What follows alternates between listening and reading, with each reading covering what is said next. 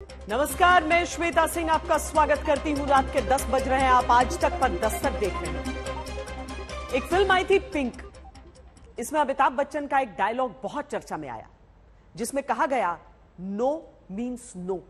कहा गया नहीं सिर्फ एक शब्द नहीं बल्कि अपने आप में एक वाक्य है, इसे किसी तर्क, स्पष्टीकरण या व्याख्या की आवश्यकता नहीं होती। ना का मतलब ना ही होता है। पूछा जा रहा है कि ऐसी ही ना तब क्यों नहीं हुई जब गुजरात में गर्भवती बिल्किस बानो से गैंग रेप करने, उनकी बच्ची को मार देने वाले, उनके परिजनों की हत्या कर देने वाले दोषियों को समय से पहले जेल से रिहाई की बात आई। क्या महिला सुरक्षा के लिए सख्त कानून के दावे और हकीकत में यह अंतर की तस्वीर है?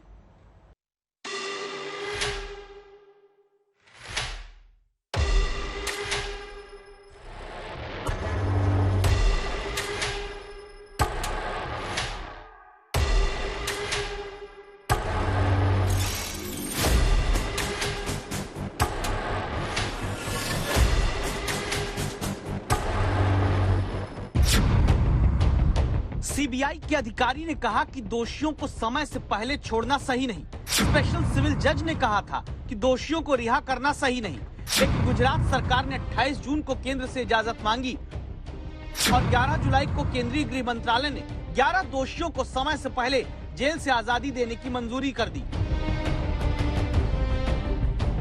15 अगस्त को जेल से रेप और हत्या की 11 गुनहगार छूट गए। गुजरात से आने वाले राष्ट्रपिता महात्मा गांधी ने कहा था कि जिस पर बलात्कार हुआ हो ऐसी स्त्री तो घायल हुई, इसलिए हम जिस तरह घायलों की सेवा करते हैं उसी तरह हमें उसकी सेवा करनी चाहिए। लेकिन जब उसी गुजरात में राज्य और केंद्र सरकार की सहमति से गर्भवती बिल्किस बानो से गैंगरेप करने वाले और परिजनों की हत्या करने वाले 11 दोषी जेल से रिहा कर दिए जाए, तो सवाल सुप्रीम कोर्ट तक उठ रहा है। देश की न्याय प्रणाली में कहा गया 100 गुनहगार छूट जाएं, लेकिन एक निर्दोष नहीं जेल जाना चाहिए। न्याय सबको बराबर मिलना चाहिए। इसीलिए इंसाफ की देवी के हाथों में तराजू है और पट्टी बंधी है, ताकि न्याय देने में सबको समान रूप से देखा जाए।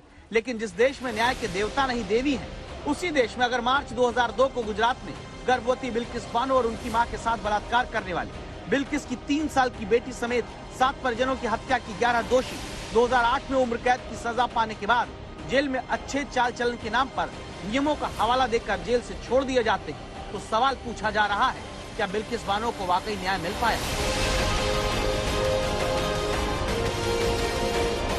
जिसमें अब पता चला कि बलात्कार और हत्या के गुनहगार दोषी, जिन्हें 15 अगस्त को गोधरा की जेल से छूटने के बाद गेट पर लड्डू खिलाकर स्वागत हुआ, जिन दोषियों को गुजरात में जेल से छोड़ने के बाद जाति और धर्म के नाम पर सम्मान समारोह हुआ, बच्ची को मारने वाले, गर्भवती का रेप करने वाले, बुजुर्ग तक को नहीं छोड़ने वाले इन दोषियों को जेल से बाहर आने के बाद गुलाब और गेंदा के फूल पहनाकर यूं स्वागत गुजरात में हुआ जैसे कोई गुनहगार नहीं, कोई सम्मानीय व्यक्ति है। इन्हीं दोषियों की रिहाई सही है या गलत का मामला सुप्रीम कोर्ट तक पहुंचा।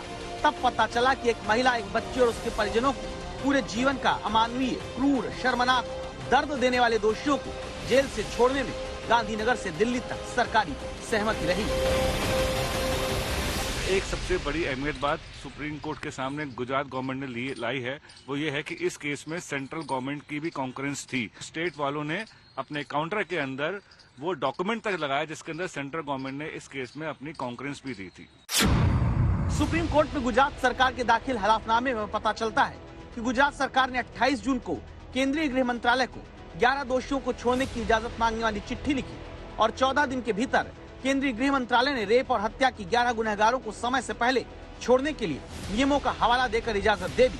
गुजरात सरकार ने सुप्रीम कोर्ट में दाखिल अपने हलफनामे में यह भी बताया कि दोषियों को समय से पहले जेल से रिहाई 14 साल जेल की सजा काटने के बाद और सीआरपीसी की धारा 435 के तहत कानून संगत नियमों से हुई है। अब ये साफ हो गया है कि ये 11 बलात्कारियों की रिहाई उसी दिन जिस दिन प्रधानमंत्री लाल किले की प्राचीर से महिला सुरक्षा की बात करते हैं, अमित शाह की स्वीकृति से हुई थी। गृह मंत्रालय ने 28 जून की आई हुई गुजरात सरकार की एप्लीकेशन को 10 जुलाई को 2 हफ्ते के अंदर फटाफट स्वीकृत किया कि हां 11 बलात्कारी रिहा हो सकते हैं। गुजरात से लेकर देश भर में कई जगहों पर क्रूरतम अपराध के बाद उम्र कैद की सजा पाए दोषियों के समय से पहले रिहाई का विरोध होता आ रहा है। ये मामला सुप्रीम कोर्ट तक कैसे पहुंचा, ये जान लीजिए। साल 2002 में 5 महीने की गर्भवती बिल्किस के साथ गैंगरेप हुआ। बेटी सालेहा समेत अन्य परिजनों की हत्या हुई। 2008 में मुंबई की विशेष सीबीआई अदालत ने 11 लोगों को दोषी करार दिया, उम्र कैद की सजा सुनाई। 14 साल से ज्यादा की सजा काटने के बाद एक दोषी राधेश्याम ने सजा माफी के लिए सुप्रीम कोर्ट का दरवाजा खटखटाया। सुप्रीम कोर्ट ने गुजरात सरकार को सजा माफी की अपील पर गौर करने का निर्देश दिया।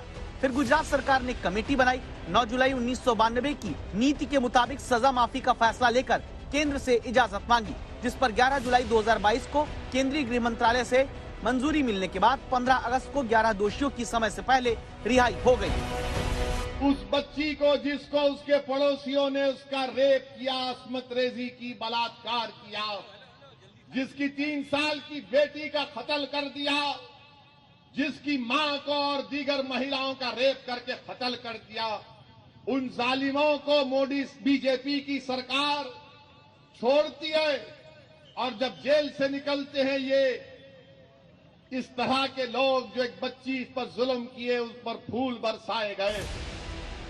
कुछ सामाजिक कार्यकर्ता बिल्किस के गुनहगारों की रिहाई के खिलाफ सुप्रीम कोर्ट में अर्जी देते हैं, जहां गुजरात सरकार की तरफ से सैकड़ों पन्नों का हलफनामा आता है। सुनवाई के दौरान जस्टिस अजय रस्तोगी और जस्टिस सीटी रविकुमार ने गुजरात सरकार से तीखे सवाल पूछे। जस्टिस अजय रस्तोगी ने कहा कि गुजरात सरकार ने बीती रात इस मामले में भारी भरकम हलफनामा दाखिल किया। हमने भी सुबह इसे अखबारों में पढ़ा। सरकार ने जवाब में इतने फैसलों का हवाला क्यों दिया? तथ्यात्मक पहलू कहाँ है? विवेक का प्रयोग कहाँ है? हलफनामा ड्राफ्ट करने वाले अपने वकील से पूछिए। स्टेट ऑफ गुजरात ने एक डिटेल काउंटर एफिडेविट में पूरा उन्होंने अपना रेमिशन जिस प्रोसीजर से दिया गया है, जो कि 92 पॉलिसी के हिसाब से दिया गया है, वो उन्होंने कोर्ट में अपने काउंटर एफिडेविट में लगाया है।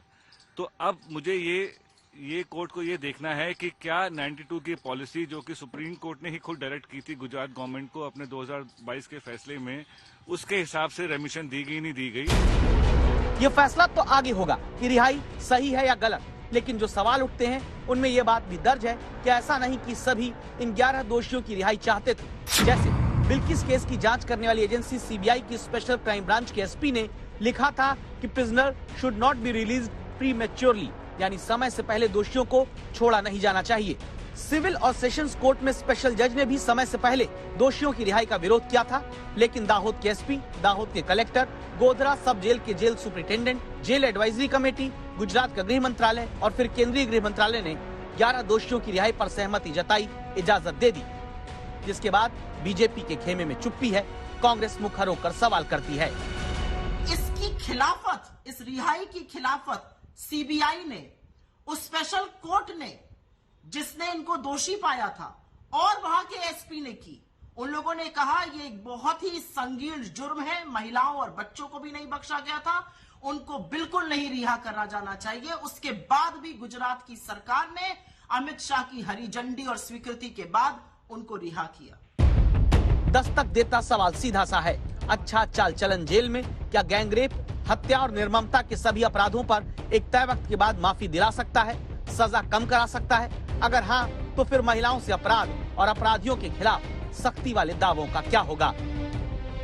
संजय शर्मा, दिल्ली आज तक। जांच एजेंसी सीबीआई को 2013 में अदालत ने टिप्पणी करते हुए सरकारी पिंजरे में बंद तोता बताया था। ऐसे ही आरोप अब आज की सियासत में लगते हैं। राजनीति तो हो जाती है, लेकिन देश में जिन जांच एजेंसी पर जनता का भरोसा मजबूत होना चाहिए, क्या वो डगमगाता नहीं है? यह कहने की जरूरत क्यों पड़ रही है? इसका जवाब आज दिल्ली की अदालत से आया है।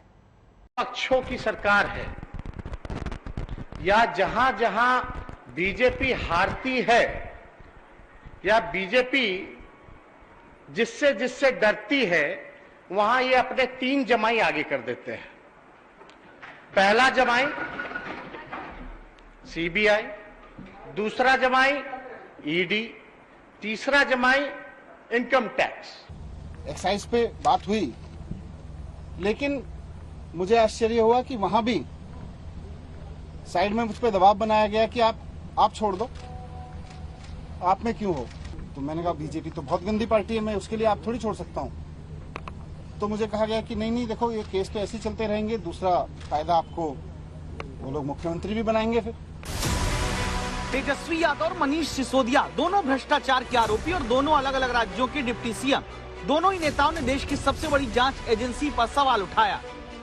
भाजपा के साथ रहिएगा, हाथ मिला लीजिएगा तो राजा हरिश्चंद्र बन जाओगे, और हाथ नहीं मिलाइएगा तो भ्रष्टाचारी, क्रिमिनल, रेपिस्ट, और पीछे ईडी, सीबीआई, इनकम टैक्स को लगा दिया जाएगा। जांच एजेंसियों को एक कटघरे में खड़ा करने वाली इसी राजनीति के खिलाफ अब न्यायालय ने दस्तक दी, जब दिल्ली की अदालत ने नौकरी के बदले जमीन की घूस मामले के आरोपी तेजस्वी यादव को एक तरफ राहत मिली, दूसरी तरफ सख्त नसीहत, जब अदालत ने कहा हम आपकी जमानत रद्द नहीं करने जा रहे, लेकिन आगे से जनता से कुछ बोलें तो शब्दों का सही चयन करें। क्या डिप्टी सीएम रहते हुए ऐसे बयान देने चाहिए? आप आगे से ऐसा कोई बयान नहीं देंगे। को कोर्ट ने कहा है कि जो बयान पहले दिए थे इस तरीके का बयान मत दीजिए, क्योंकि आप जिम्मेदार हो। ठीक है, अच्छी बात है।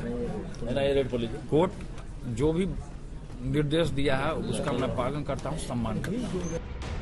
सीबीआई की तरफ से इस बात पर जोर दिया जा रहा था कि तेजस्वी देश की जांच एजेंसी सीबीआई को किसी के निर्देश पर काम करने का बयान देते हैं और धमकी भरे बयान देते हैं, गवाहों को प्रभावित कर रहे हैं, इसलिए बेल तेजस्वी की कैंसिल होनी चाहिए। इसके लिए इस बयान को सीबीआई ने तेजस्वी के आधार बनाया था। क्या सीबीआई वालों के माँ बेटे नहीं हैं, उनका परिवार नहीं है? क्या वो हमेशा सीबीआई ऑफिसर रहेंगे? इसी बयान को जांच एजेंसी को धमकी बताए जाने के बाद जमानत तो रद्द करने से अदालत ने इनकार किया, तो बिहार में जश्न होने लगा। हालांकि अदालत ने समझाइश जरूर दी कि तेजस्वी अब ऐसे बयान नहीं देंगे। तेजस्वी समझ भी जाए तो क्या दूसरे नेता और दल इस बात पर ध्यान देंगे? जैसे मनीष सिसोदिया, आम आदमी पार्टी के तमाम नेता शराब घोटाले की इन्वेस्टिगेशन करती सीबीआई को कटघरे में खड़ा करते हैं। भारतीय जनता पार्टी की सारी कोशिश ये है कि ये रुक जाए। ये जो बदलाव आ रहा है गुजरात में 27 साल बाद, भारतीय जनता पार्टी इससे बौखलाई हुई है, इसीलिए सीबीआई, ईडी सबका दुरुपयोग कर रही है। सवालों में खुद आने पर संस्थाओं पर सवाल उठाने की सियासत का ये नतीजा कहेंगे। 2018 में लोकनीति के एक सर्वे के मुताबिक देश में चुनाव आयोग पर 33% लोगों ने ही भरोसा जताया, विधानसभाओं पर 32% लोगों ने ही भरोसा किया, पुलिस पर सिर्फ 5% लोगों ने सर्वे में अपना ट्रस्ट जताया, सरकारी अधिकारियों पर यह भरोसा 4.8% ही है, जबकि राजनीतिक दलों पर -1.7% यानी भरोसा नकारात्मक श्रेणी के नीचे है। चश्मे में एक लेंस होता है जिससे दूर का नजर आता है, एक लेंस होता है जिससे पास की चीजें साफ नजर आती हैं। सियासत में अपना एक अलग चश्मा होता है, इससे अपने नेता में भगत सिंह, भगवान श्री राम और महात्मा गांधी तक दिख जाते हैं। अरविंद केजरीवाल को मनीष सिसोदिया में भगत सिंह दिखते हैं, राजस्थान के मंत्री को राहुल गांधी में राम नजर आते हैं और राजनाथ सिंह कहते हैं महात्मा गांधी के बाद सीधे प्रधानमंत्री ही अब देश की नब्ज जानते हैं। राजनीति का ये वो उल्टा चश्मा है जिसमें अपने अपने मुताबिक सबने अपने अपने मामले में अपनी अपनी सियासत की सुविधानुसार किरदार चुन लिए। जैसे भ्रष्टाचार के आरोप में सोमवार को सीबीआई के सामने सवालों का जवाब देने निकले मनीष सिसोदिया को सीधे भगत सिंह उनकी पार्टी ने घोषित कर दिया। आज मनीष सिसोदिया जी भगत सिंह का बसंती रंग पहन के गए। भगत सिंह भी बता दिया आपने, सत्येंद्र जैन और मनीष सिसोदिया को। देखिए, जिस तरीके से अंग्रेजों की सरकार झूठे मुकदमों को करके, षड्यंत्र करके हमारे आज़ादी के जो स्वतंत्रता सेनानी थे उनको जेल में डालते थे, उसी तरीके से अब जो है हम लोगों को जेल में डाला जा रहा है। भगत सिंह जिन्होंने 23 साल की उम्र में देश की आजादी की लड़ाई में शहादत दी, क्या उन भगत सिंह के साथ भ्रष्टाचार के किसी भी आरोपी नेता की तुलना करना सही है? क्या भगत सिंह की शहादत से करप्शन के आरोपी नेता की गिरफ्तारी के दावे करते हुए तुलना करना सही है? कतई सही नहीं हो सकता। ये बात सीधे भगत सिंह के ही परिजन कहते हैं। मुजरिम जो लोग हैं, जो करप्शन के केसों में फंसे हुए, जहाँ उनके ऊपर केस इल्जाम चल रहे हैं, क्यों उनकी शहीदों के साथ इक्वेट करें और उनको जरूरत क्यों पड़ी? उससे क्या पॉलिटिकल माइलेज लेना चाहते हैं वो? उनका ठीक है, अपना लड़ाई जो है वो पॉलिटिकली लड़ें, लेकिन मत इनको शहीदों के साथ इक्वेट करो। अकेले सरदार भगत सिंह की बात नहीं है, बाकी भी जितने आज़ादी के लड़ाई में फ्रीडम फाइटर्स हैं, उनके साथ भी किसी को इक्वेट ना करो, क्यों? उनका मिशन और था। उनका ये राज भाग लेने का नहीं, उनका ये नहीं था कि हमने सत्ता में आना है, नहीं तो वो सरवाइव कर सकते, कभी फांसी के रस्से पर नहीं जाते। आजादी के लिए देश में बड़ा आंदोलन लड़ा गया, लेकिन मनीष सिसोदिया से पूछताछ होती है तो कार्यकर्ता और नेता इसे आजादी की दूसरी लड़ाई बता देते हैं, जबकि भ्रष्टाचार के खिलाफ आंदोलन शुरू करने से लेकर आम आदमी पार्टी बनने तक लगातार आजादी की दूसरी लड़ाई ही कहा जाता रहा। तो क्या नेता अपनी सुविधा के मुताबिक शहादत और शहीदों का इस्तेमाल करते रहेंगे? भाजपाइयों का भगत सिंह से क्या लेना देना है? जिन लोगों ने 52 साल तक भारत का तिरंगा अपने मुख्यालय पर नहीं फहराया, वो भाजपा कांग्रेस भी कह रही है, भाजपा भगत सिंह के बारे में बात करेंगे। और दूसरी बात यह है कि भारतीय जनता पार्टी हो, कांग्रेस हो, दोनों पार्टियां हमको टारगेट करेंगी। क्यों? क्योंकि हम शिक्षा पे काम कर रहे हैं। जब दिल्ली के मुख्यमंत्री ने मनीष सिसोदिया और सत्येंद्र जैन को शहीद आजम से कंपेयर किया था, जिस तरीके से गांधी जी की तुलना किसी से नहीं की जा सकती, उसी तरीके से शहीद भगत सिंह जी की भी तुलना किसी से नहीं की जा सकती। इस देश में कोई ऐसा व्यक्ति नहीं 140 करोड़ में जिनकी तुलना भगत सिंह जी से की जाए, लेकिन एक ऐसा व्यक्ति जरूर है जो सिर्फ अपनी कुर्सी बचाने के लिए किसी की भी तुलना शहीद भगत सिंह जी से कर सकते हैं। और सिर्फ एक कुर्सी, ऐसी कितनी कुर्सियां या कोई भी पद, चाहे वो सांसद का पद कुर्बान है शहीद भगत सिंह जी के सामने। लेकिन इतनी नीची राजनीति मैंने नहीं सोचा था कि कोई कर सकता है। सिसोदिया में भगत सिंह अगर आम आदमी पार्टी देख रही, तो अब भारत जोड़ो यात्रा करते राहुल गांधी में कांग्रेस के नेता भगवान राम को देखने लगे हैं। राहुल गांधी जी की जो पदयात्रा है, वो पदयात्रा ऐतिहासिक पदयात्रा होगी। भगवान राम भी अयोध्या से श्रृंखला तक पैदल गए थे, पर ये राहुल गांधी उससे भी ज्यादा पैदल जाएंगे, कन्याकुमारी से कश्मीर तक। इतिहास है, कोई आज तक गया ना कोई जाएगा। ये राहुल गांधी की ऐतिहासिक यात्रा देश को बदलने के लिए। भगवान श्री राम जी भी कन्याकुमारी कश्मीर चले थे, शंकरराज जी भी चले थे, तो राहुल गांधी जी भी पदयात्रा कर रहे हैं। युगाएक में राम जी का भी राह आता है और राहुल जी का भी राह आता है। राम के कदमों से राहुल के कदमों को मिलाते और राम के राह से राहुल गांधी का राह मिलाती, ये राजनीति का वैसा चश्मा है जहां जिसकी जैसी श्रद्धा उतना श्रद्धानुसार घी पड़ रहा है। पद यात्रा जब भी हुआ, चाहे वो हमारे धार्मिक आध्यात्मिक नेताओं ने किया हो, चाहे सामाजिक नेताओं ने किया हो, या राजनीतिक नेताओं ने, या अगस्त मुनि जब उत्तर से दक्षिण गए, या आदि शंकराचार्य दक्षिण से उत्तर की तरफ आए, 4 मठ का स्थापना उन्होंने की, देश को 2000 साल पहले एक सूत्र में बांधने का काम किया। वहीं यदि राजनीतिक रूप से देखेंगे तो महात्मा गांधी की पदयात्रा कौन नहीं जानता। यदि आध्यात्मिक नेता के रूप में हम स्वामी विवेकानंद को मानते हैं, तो उन्होंने देश में 12 साल पदयात्रा की, और वहीं कन्याकुमारी से वो चल के शिकागो पहुंचे, जिन्होंने पूरी दुनिया में भारत का माथा ऊंचा किया। और उसके बाद विनोबा भावे जी सामाजिक क्षेत्र में, आर्थिक क्षेत्र में समरसता है, उसके लिए विनोबा जी ने भूदान यज्ञ के लिए पूरे देश में पदयात्राएं की। आज राहुल जी इस पवित्र उद्देश्य को लेकर बेरोजगारी, महंगाई और विभिन्न जाति धर्म के लोगों को, भाषा भाषी लोगों को जोड़ने के लिए निकले हैं, तो निश्चित रूप से सफलता मिलेगी और उसकी धमक सब तरफ पहुंचेगी। आज ऐसे लोग अपनी तुलना श्री राम के साथ करते हैं, तो ये तो दुर्भाग्यपूर्ण बात है, और ये उनके मानसिकता को दर्शाता है कि आज कांग्रेस पार्टी किस प्रकार से राहुल गांधी की तुलना राम जी से करके श्री राम का भी, हिंदू समाज के ऊपर भी उनके भावनाओं को आहत करने वाली बात कर रही है। और एक सवाल ये भी बनता है कि क्या कन्याकुमारी की तुलना लंका से की जा रही है? भगवान राम से लेकर ऋषि मुनि और संत तक कांग्रेस के नेता राहुल गांधी में जब देख लिए हैं, तो बीजेपी भी कहां पीछे है। राजनाथ सिंह के ही 2 बयान सुनिए। महात्मा गांधी ने देश के करोड़ों लोगों को आजादी के आंदोलन से जोड़ा। देश की नब्ज को पहचानने वाला और जनता से सीधा संवाद करने वाला, महात्मा गांधी के बाद यदि कोई दूसरा नेता है तो उसका नाम है श्री नरेंद्र भाई मोदी। नरेंद्र मोदी इकलौते नेता हैं जो लोक इच्छा से सत्ता के शिखर पर है। लोक इच्छा से सत्ता के शिखर, हमारी कृपा से नहीं है, आपकी कृपा से नहीं है, जन सामान्य लोक इच्छा है। इस तरह भगत सिंह, भगवान राम से लेकर महात्मा गांधी तक अपने अपने राजनीतिक विश्वास के साथ अपने अपने नेताओं के भीतर अवतरित करने की सियासत पूरी हुई है।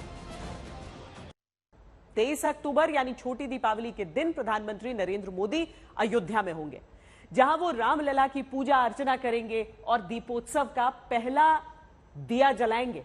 इस बार अयोध्या में दीपोत्सव में 15 लाख दिए जलाए जाएंगे, जो पिछले साल से भी अधिक हैं। प्रधानमंत्री के इस दौरे को लेकर अयोध्या में तैयारियां जोरों पर हैं, जिसकी समीक्षा के लिए यूपी के मुख्यमंत्री योगी आदित्यनाथ कल अयोध्या में होंगे।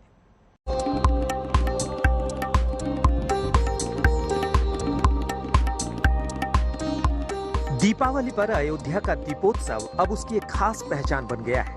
पिछली बार 12 लाख दियों ने अयोध्या की शान में 4 चांद लगाए थे।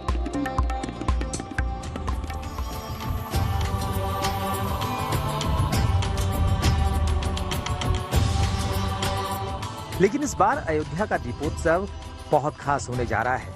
वजह प्रधानमंत्री नरेंद्र मोदी है, जो 2 साल बाद अयोध्या आ रहे हैं।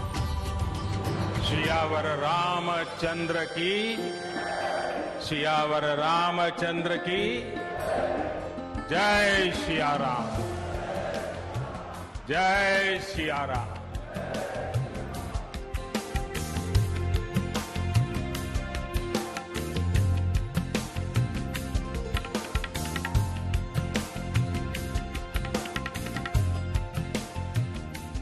प्रधानमंत्री नरेंद्र मोदी आमतौर पर दिवाली पर सैनिकों के बीच होते हैं। इस बार भी वो ऐसा ही करेंगे, लेकिन दीपावली से पहले वो केदारनाथ, बद्रीनाथ और फिर अयोध्या आएंगे।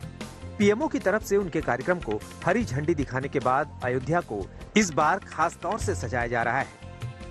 2 साल पहले प्रधानमंत्री राम मंदिर का शिलान्यास करने के लिए अयोध्या आए थे। इस दौरान उन्होंने रामलला को कुछ इस तरह दंडवत प्रणाम किया था। अयोध्या करती है आह्वान, घाट से कर मंदिर निर्माण। राम मंदिर को बनाने का सिलसिला पूरी रफ्तार से आगे बढ़ रहा है। श्री राम जन्मभूमि तीर्थ क्षेत्र ट्रस्ट ने राम मंदिर निर्माण के पूर्ण आकार की तस्वीरें जारी की हैं। ट्रस्ट का कहना है कि अगले साल दिसंबर तक अयोध्या में राम भक्त प्रभु श्री राम लला के दर्शन कर पाएंगे। मंदिर का निर्माण कार्य 3 चरणों में किया जा रहा है। साल 2023 तक गर्भगृह तैयार कर लिया जाएगा, तो साल 2024 तक मंदिर का निर्माण होना है। ऐसे में साल 2025 तक मंदिर परिसर पूरा किए जाने की योजना है। ट्रस्ट की तरफ से उस जगह की तस्वीर जारी की गई है जहां भगवान राम की मूर्ति स्थापित की जानी है। ये देखिए, तस्वीरों में रामलला के गर्भगृह पर केसरिया रंग का झंडा लहराता दिख रहा है, जिस पर भगवान राम की तस्वीर भी छपी है। प्रधानमंत्री 5 अगस्त 2020 को अयोध्या में बनने वाले भव्य राम मंदिर के शिलान्यास कार्यक्रम में शामिल हुए थे।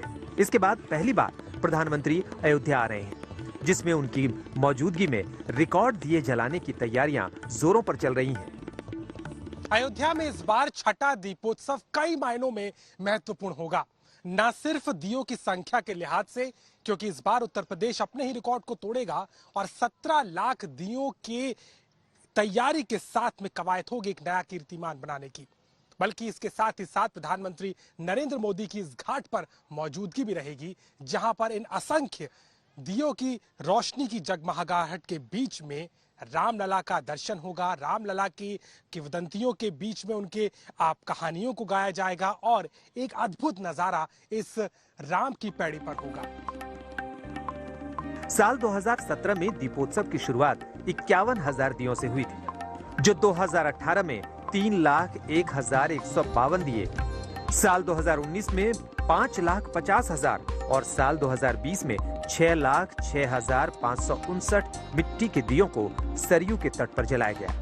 गिनीज वर्ल्ड रिकॉर्ड्स के लिए इस बार 15 लाख दिए जलाए जाने का लक्ष्य दिया गया है। इसके लिए प्रशासन ने 17 लाख दियों की व्यवस्था की है। अहम बात यह है कि प्रधानमंत्री मोदी रामलला के सामने पहला दिया जलाएंगे। जीवन मूल्यों में आस्था रखने वाला व्यक्ति देश की राज्य सत्ता पर बैठा है, तो वो आएंगे, उनका अधिकार है। और जो कुछ स्वागत हो सकता है, अचानक वो स्वागत किया जाएगा। आज तक से खास बातचीत में दीपोत्सव के नोडल अधिकारी ने कहा 21 से 22 हजार छात्रों को दिए जलाने के काम में लगाया जाएगा। विश्वविद्यालय के छात्रों के साथ साथ सामाजिक संगठनों के सहयोग से राम की पैड़ी पर दिए जलाने के लिए तैयारी की जा रही है। 23 तारीख को दिए जलने हैं, तो उससे पहले दियों का और तेल का और जो उसमें मतलब लगने वाली सामग्रियां हैं सबको हम लोगों ने संचय कर लिया है। लगभग काम पूरा हो चुका है और मुझे लगता है अभी 1 लाख दिए हमारी बाकी हैं जो आज रात तक गिर जाएंगे। तो इसके बाद इनको लगाने का काम कब से शुरू होगा? ये सर 20 तारीख से लगना शुरू हो जाएंगे रात्रि में। जी। और इस बार कितने दिए का टारगेट लेके आप लोग चल रहे हैं?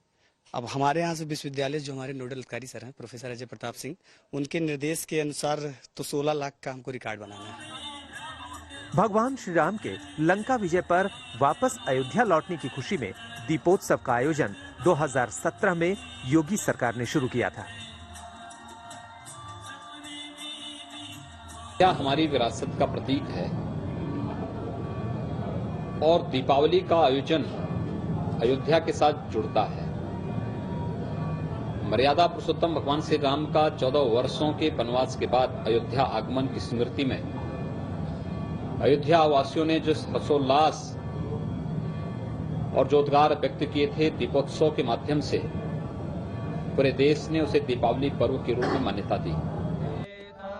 अयोध्या में दीपावली से एक दिन पहले शाम को दीपोत्सव का कार्यक्रम मनाया जाता है, जिसका पहली बार प्रधानमंत्री मोदी भी गवाह बनेंगे। पहले तो देश के यशस्वी प्रधानमंत्री जी को कोट कोट आभार, धन्यवाद। और हमारे पूज्य योगी आदित्यनाथ जी महाराज जो सबका साथ, सबका विकास, सबके विश्वास के साथ काम करते हैं। अयोध्या में भव्य दिव्य भगवान राम की जन्मभूमि मंदिर निर्माण कार्य चल रहा है और देश के यशस्वी प्रधानमंत्री जी आ रहे हैं और 4 घंटा इस बार दीप महोत्सव में साथ रहेंगे। साधु संतों में अपार उत्साह है और 130 करोड़ देश के लोगों का प्रतिनिधित्व करके और दीपक जलाएंगे देश के प्रधानमंत्री जी। हम लोगों की अपार प्रसन्नता है हम लोग के अंदर में। बड़ी बात यह है कि उत्तर प्रदेश में कोई सरकार दोबारा बहुमत से लौट कर आई है, इसीलिए योगी सरकार का ये पहला दीपोत्सव है जिसे भव्य बनाने के लिए प्रशासन ने पूरा जोर लगा दिया है। कि हमको 15 लाख प्लस दिए जलाने रिकॉर्ड बनाना है, इसलिए हम 17 लाख दिए का टारगेट लेकर के चल रहे हैं कि हम 17 लाख दिए जलाएंगे। तो आप यकीन मानिए, आप किसी भी गांव के कुम्हार या जो भी दिए बना रहे हैं उनसे अगर बात करेंगे तो इतना आशीर्वाद देंगे कि अब की 80% से ज्यादा दिए उन्हीं से खरीदा गया है। मेरे समझ से अब किसी के पास दिया बचा नहीं है। मंदिर निर्माण शुरू होने के बाद साल 2020 और 2021 में हुए दीपोत्सव में भक्तों के उल्लास पर कोरोना संक्रमण ने पाबंदी लगा रखी थी। दीपोत्सव में आम लोगों के आने पर मनाही थी। इस बार ना तो कोरोना का डर है और ना ही उससे जुड़ी बंदिशें हैं। प्रधानमंत्री के दीपोत्सव में आने से इस कार्यक्रम को अलौकिक और अद्वितीय बनाने की कोशिश हो रही है, जिसके तहत अयोध्या को सजाने और संवारने का काम तेज हो गया है। राम की पैड़ी के आसपास के मंदिरों को एक रंग में रंगा जा रहा है। अयोध्या में दीपोत्सव की तैयारी के बीच में सुरक्षा के भी पुख्ता इंतजाम किए जा रहे हैं। हम मौजूद है रामकथा पार्क के ठीक सामने और आप देखेंगे कैसे प्रशासनिक अमला लगा हुआ है। पूरी तरीके की जो तैयारियां हैं खास तौर पर उनको करते हुए तमाम वरिष्ठ अधिकारी यहां पहुंच रहे हैं। डीजीपी से लेकर के तमाम जितने भी पुलिस महकमे के अधिकारी यहां पहुंच करके तैयारियों का जायजा ले रहे हैं। चूंकि अयोध्या में 23 अक्टूबर को जिस तरीके से दीपोत्सव का कार्यक्रम होना है, प्रधानमंत्री की मौजूदगी रहेगी, तो ऐसे में पूरे क्षेत्र को पहले ही निरीक्षण करके यहाँ पर अलग अलग जगहों पर बैरिकेड किया जा रहा है। अमेरिका में दीपावली के दौरान अमेरिका समेत 8 देशों के रामलीला का मंचन हो रहा है। इसके अलावा अयोध्या दीपोत्सव में साउथ कोरिया, त्रिनाड समेत कई देशों के प्रतिनिधि भी शामिल होंगे, जो दीपोत्सव के दौरान लेजर शो और झांकियों का आनंद लेंगे। अभिषेक मिश्रा, अयोध्या, आज तक। प्रधानमंत्री नरेंद्र मोदी इस बार छोटी दीपावली को अयोध्या में होंगे, तो उससे पहले वो केदारनाथ और बद्रीनाथ भी जाएंगे। प्रधानमंत्री बनने के बाद पीएम मोदी 6ठी बार केदारनाथ जा रहे हैं। वहीं बद्रीनाथ में वो दर्शन करने के बाद एक रात रुकेंगे भी। हर हर महादेव।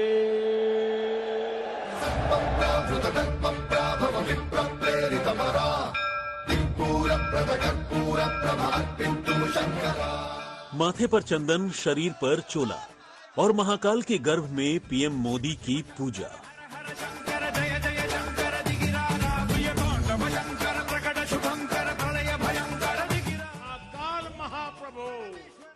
हाल ही में पीएम मोदी ने 12 ज्योतिर्लिंगों में से एक बाबा महाकाल के दर्शन और पूजा अर्चना की थी। शिव के भक्त प्रधानमंत्री मोदी ने पूजा के लिए पहना जाने वाला खास चोला पहनकर मंदिर में प्रवेश किया और फल जनेऊ चढ़ाया, रुद्राक्ष की माला से जाप भी किया। इसी तरह प्रधानमंत्री मोदी अब केदारनाथ में भी पूजा करते दिखेंगे, जहां वो प्रधानमंत्री बनने के बाद छठी बार बाबा केदार को शीश नवाने जा रहे हैं।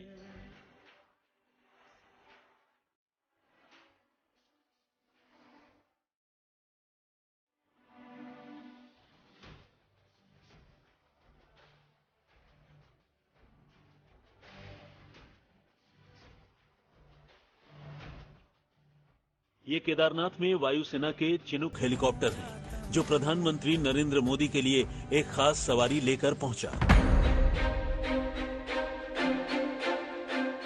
ये एटीवी यानी ऑल टेरेन व्हीकल है, जो हर मौसम में और हर तरह की जमीन पर चल सकता है। प्रधानमंत्री मोदी केदारनाथ आने वाले हैं। इससे जुड़ी तैयारी के तहत एटीवी को केदारनाथ धाम पहुंचा दिया गया। प्रधानमंत्री मोदी 21 अक्टूबर को सुबह जॉली ग्रांट पहुंचेंगे और फिर बाबा केदार के दर्शन करेंगे।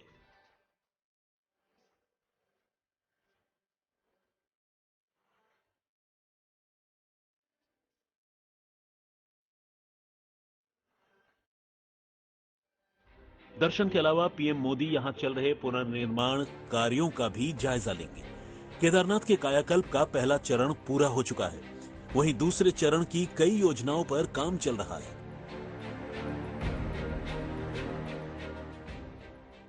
केदारनाथ धाम में जो पुनर्निर्माण के कार्य गतिमान है, उसमें काफ़ी प्रोजेक्ट्स हमारे अंतिम जो स्टेज है उसमें आ चुके हैं। और इस सीज़न में जब तक हमारा कार्य जब तक हम कर सकते हैं बर्फबारी के बीच, हम कोशिश करेंगे कि हमारे 8 से 10 प्रोजेक्ट्स कंप्लीट हो जाएं और जो रिमेनिंग प्रोजेक्ट्स हैं वो अगले सीज़न में हमारे कंप्लीट हो जाए। प्रधानमंत्री मोदी का केदारनाथ से पुराना रिश्ता है। घर छोड़ने के बाद पीएम मोदी 3 साल तक हिमालय की पहाड़ियों में रहे थे। 2019 लोकसभा चुनाव के नतीजों से ठीक पहले केदारनाथ गए। केदारनाथ में मोदी ने शिव की आराधना की और इसके बाद वो कई घंटों तक रुद्र गुफा में रहे। यहाँ पीएम मोदी ने भगवा वस्त्र धारण कर ध्यान लगाया।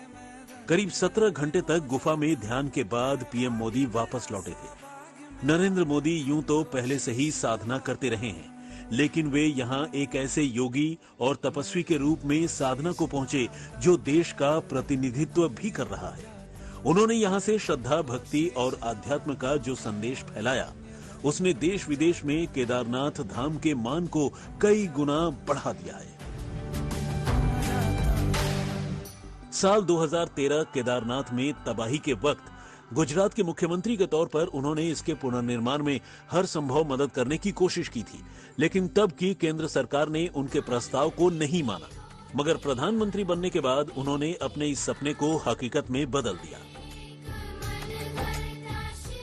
प्रधानमंत्री बनने के बाद मोदी का ये छठा दौरा होगा। इससे पहले वो 5 बार केदारनाथ धाम आ चुके हैं।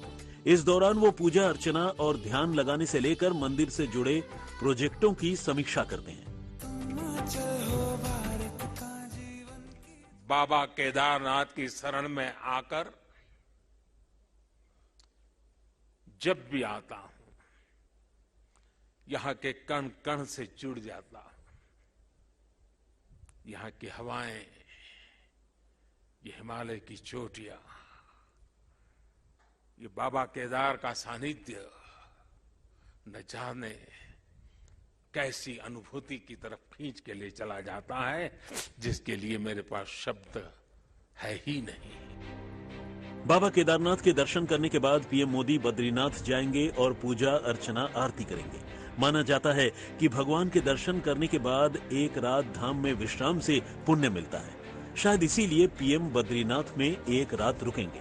केदारनाथ की तरह बद्रीनाथ में भी भक्तों का तांता लगा हुआ है। खराब मौसम और ठंड के बावजूद 15 लाख श्रद्धालु बद्रीनाथ के दर्शन कर चुके हैं। बहुत सुंदर लग रहा है। है, लेकिन टेम्परेचर कम है तो ठंडी भी ज़्यादा लग रही है।